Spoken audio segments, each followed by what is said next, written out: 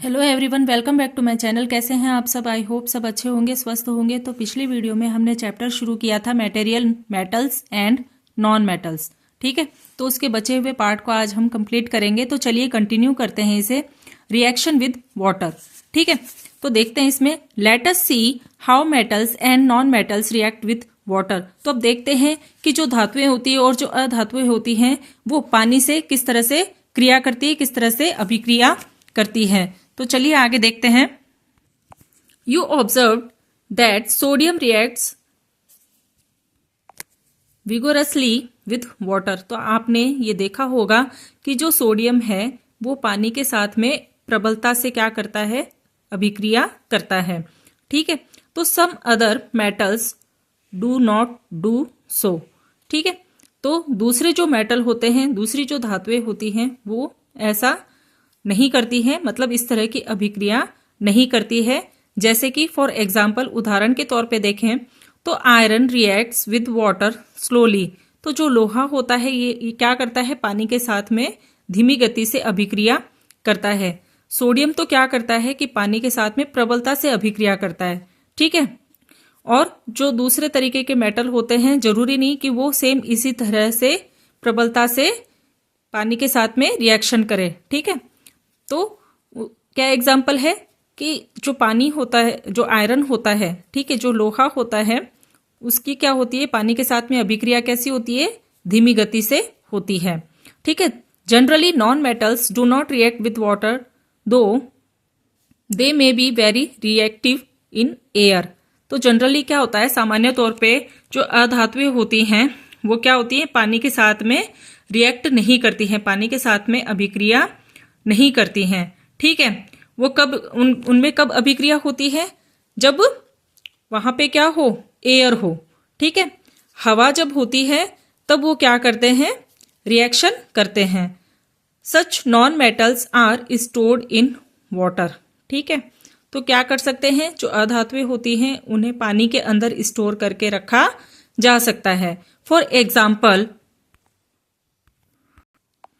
Phosphorus is a very reactive non metal. तो उदाहरण के तौर पे देखें तो जो फॉस्फोरस है वो कैसा है, एक बहुत ज्यादा अभिक्रिया करने वाला नॉन मेटल है। ठीक है, it catches fire if expose to air. और क्या होता है कि ऐसे तो ये क्या है, कम क्रियाशील होता है पानी के साथ में। ठीक है, पर अगर जब एयर होती है ना, तो जब एयर होती है तो ये क्या करता है, आग को पकड़ने का काम करता है। ठीक है, फास्फोरस क्या है, एक बहुत ज्यादा रिएक्टिव नॉन मेटल है ना, पर जब हवा होगी, वहां पे एयर होगी, तो ये क्या करेगा, आग को पकड़ने का काम करेगा। ठीक है, उससे क्या होता है, आग लगने वाला काम होता है। तो to prevent the contact of phosphorus with atmospheric oxygen it is stored in water. तो क्या होता है कि ऑक्सीजन की प्रेजेंस में, ठीक है ना, एयर जब होती है तो क्या होता है कि ये फायर को कैच करने का काम करता है, फॉस्फोरस जो होता है ये। तो क्या करते हैं, इसे पानी के अंदर स्टोर करके रखा जाता है। ठीक है, फॉस्फोरस एटमॉस्फेरिक जो ऑक्सीजन होती है, ठीक है, वातावरण में जो मौजूद ऑक्सीजन होती है उससे रिएक्शन ना करे, है ना, उसकी मौजूदगी में फायर को कैच नहीं करे, इसके लिए क्या किया जाता है, इसे पानी में स्टोर करके रखा जाता है। अब नेक्स्ट इसमें है रिएक्शंस विद एसिड्स। ठीक है, अब एसिड के साथ में कैसा है, मेटल और नॉन मेटल का रिएक्शन देखते हैं। Let us see how metals and non metals behave with acids. तो अब देखते हैं कि जो धातुएं होती है, अधातुएं होती हैं, ये अम्ल के साथ में किस तरह का व्यवहार करती हैं, किस तरह की इनकी रिएक्शन होती है। तो अब आगे देखते हैं। Is there a difference in the way metals and non metals react with acids. ठीक है, ये कुछ क्वेश्चन किए गए हैं, तो इसमें अब आगे देखते हैं। You must have found that non metals generally do not react with acids but metals react with acids and produce hydrogen gas that Burns with a pop sound. ठीक है, तो आपने ये अब तक जान लिया होगा कि जो नॉन मेटल्स होते हैं वो सामान्य तौर पे एसिड के साथ में रिएक्ट नहीं करते हैं, लेकिन जो मेटल होते हैं वो क्या करते हैं, रिएक्ट करते हैं एसिड के साथ में। ठीक है, मेटल्स की क्या होती है, अम्ल के साथ में अभिक्रिया होती है और फिर वो क्या प्रोड्यूस करते हैं, वो हाइड्रोजन गैस प्रोड्यूस करते हैं, ठीक है। That Burns with a pop sound, जो हाइड्रोजन गैस प्रोड्यूस करते हैं तो वो किस तरह से जलती है, पॉप साउंड्स करते हुए वो बर्न होती है, ठीक है। तो हाइड्रोजन गैस जब जलती है तो उससे पॉप साउंड निकलती है। You must have noticed that copper does not react with dilute hydraulic acid even on heating but it reacts with sulphuric acid. तो आपने ये नोटिस किया होगा कि जो कॉपर है ना, ये क्या करता है कि ये डाइल्यूट हाइड्रोलिक एसिड जो होता है इसके साथ में रिएक्ट नहीं करता है, ठीक है, even on heating but it reacts with sulphuric acid. अब ये जो कॉपर है ये डाइल्यूट हाइड्रोलिक एसिड के साथ में क्या करता है, उष्मा जब इसे मिलती है, हीट इसे जब मिलती है तो ये क्या करता है, कोई भी अभिक्रिया नहीं करता है, लेकिन ये सल्फ्यूरिक एसिड के साथ में अभिक्रिया करता है। अब आगे देखते हैं रिएक्शंस विद बेसेस, ठीक है। अब क्षार के साथ में किस तरह का रिएक्शन है वो देखते हैं। What does the pop sound indicate, तो जो पॉप साउंड निकलती है, ठीक है, हाइड्रोजन गैस के जलने पर, ठीक है, तो वो क्या इंडिकेट करती है, क्या दर्शाती है कि as before the pop sound indicates the presence of hydrogen gas, ठीक है। तो जो पॉप साउंड है वो क्या इंडिकेट करती है, क्या बताती है, जब क्या बताती है कि जो हाइड्रोजन गैस है ना, उसकी उपस्थिति को बताती है।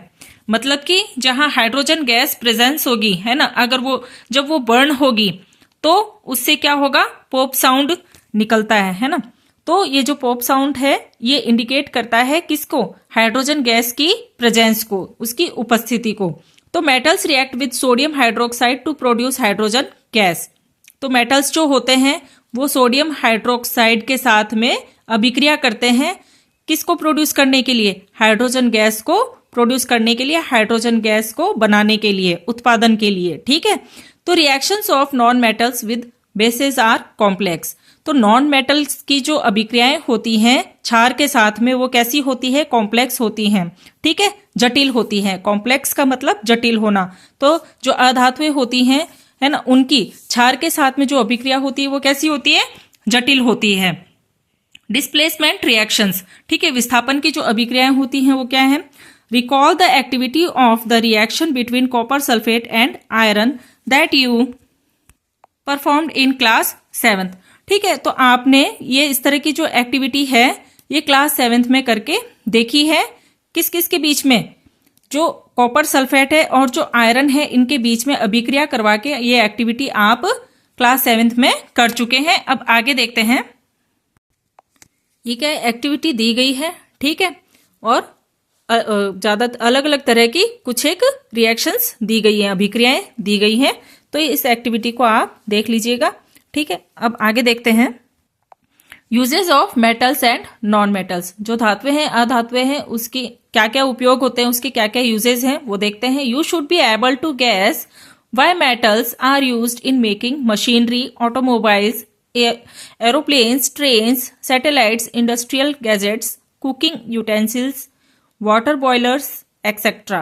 तो आपने देखा होगा कि ये जो मेटल्स हैं, है ना, इनका यूज किया जाता है किन चीजों को बनाने के लिए। देखते हैं जो मशीनरी होती है ना, मशीनों की जो चीजें होती हैं उनको, जो ऑटोमोबाइल्स होते हैं, जो एरोप्लेन्स वगैरह हैं, ट्रेन्स हैं, सैटेलाइट्स है, इंडस्ट्रियल जो गैजेट्स होते हैं, ठीक है, इंडस्ट्री में जो काम में लेने वाले जो उपकरण होते हैं, कुकिंग यूटेंसिल्स होते हैं, है ना, बर्तन वगैरह जो कुकिंग में, किचन में जो काम में लेने वाली जो चीजें होती हैं, वाटर बॉयलर्स जो होते हैं एक्सेट्रा, ये जो चीजें हैं इनमें किस चीज का यूज होता है, मेटल्स का यूज होता है, या हम कह सकते हैं ये सारी चीजें मेटल्स से बनाई जाती हैं, ठीक है। तो you are also familiar with the usages of some non metals. तो आप नॉन मेटल्स के बारे में भी अच्छे से जानते हैं कि here are some interesting ones. इनमें से कुछ इंटरेस्टिंग आपको पॉइंट्स बताए गए हैं। We are sure that you will guess them right, ठीक है। तो आप ये पॉइंट्स देखिए। Non metal is essential for our life which all living beings inhale during breathing. क्या होता है कि जो नॉन मेटल्स हैं वो हमारी लाइफ के लिए क्या होती है, इसेंशियल होती है। इसेंशियल यानी कि आवश्यक होती है। क्यों जरूरी होती है? विच all living beings inhale during breathing. ठीक है, तो जो जितने भी लिविंग बीइंग्स जो होते हैं, ठीक है, वो क्या करते हैं, सांस के दौरान, सांस को क्या करते हैं, जब वो ब्रीदिंग करते हैं, ठीक है, तो उस दौरान वो क्या करते हैं, सांस खींचने का काम करते हैं। इनहेल यानी सांस खींचना, ठीक है, सांस को अंदर लेना। तो non metals used in fertilisers to enhance the growth of plants. जो नॉन मेटल्स जो होते हैं, अधातुएं जो होती हैं, उनका किसमें, फर्टिलाइजर्स जो होते हैं, ठीक है, जो खाद तैयार की जाती है फैक्ट्रीज वगैरह में केमिकल्स वगैरह मिला के, तो जो फैक्ट्रीज वगैरह में खाद तैयार की जाती है कारखानों में, और जिनमें क्या है कुछ केमिकल भी मिलाए जाते हैं, तो वो क्या होते हैं, फर्टिलाइजर्स होते हैं। तो उन फर्टिलाइजर्स में क्या होता है, नॉन मेटल का यूज होता है। और वो किसके लिए होता है, to enhance the growth of plants, पौधों की अच्छी वृद्धि के लिए, ठीक है, पौधों की वृद्धि को बढ़ाने के लिए क्या किया जाता है, नॉन मेटल्स का एज अ फर्टिलाइजर यूज में लिया जाता है। नॉन मेटल्स को फर्टिलाइजर्स के यूज में, मतलब फर्टिलाइजर्स के रूप में, ठीक है, काम में लिया जाता है। अब आगे देखते हैं, non metal used in water purification process. ठीक है, तो पानी को जो छानने की क्रिया होती है, ठीक है, पानी को प्यूरिफाई करने की जो क्रिया होती है, उसमें नॉन मेटल का यूज किया जाता है। Non metal used in the purple coloured solution which is applied on wounds as an antiseptic. तो नॉन मेटल्स का पर्पल कलर सॉल्यूशन के लिए भी यूज में लिया जाता है। नॉन मेटल को किसके लिए यूज में लिया जाता है, पर्पल कलर के सॉल्यूशन के लिए भी इसको काम में लिया जाता है, जो कि क्या होता है कि घावों पे, है ना, एंटीसेप्टिक के रूप में अप्लाई किया जाता है। कहने का मतलब है कि घाव जब होता है तो उसके ऊपर क्या किया जाता है, एंटीसेप्टिक लगाया जाता है, ठीक है।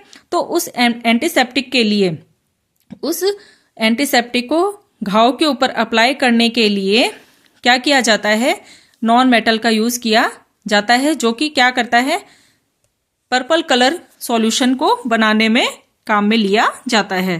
ठीक है, तो नॉन मेटल्स यूज्ड इन क्रैकर्स। ठीक है, जो क्रैकर्स होते हैं, है ना, पटाखे वगैरह जो होते हैं, उनके अंदर नॉन मेटल का यूज किया जाता है। You may add some more usages of metals and non metals from your experiences. ठीक है, तो आप क्या कर सकते हैं कि जो मेटल्स होते हैं, जो नॉन मेटल्स होते हैं, उनके बहुत सारे यूजेस को आप अपने एक्सपीरियंस से देख सकते हैं, जान सकते हैं।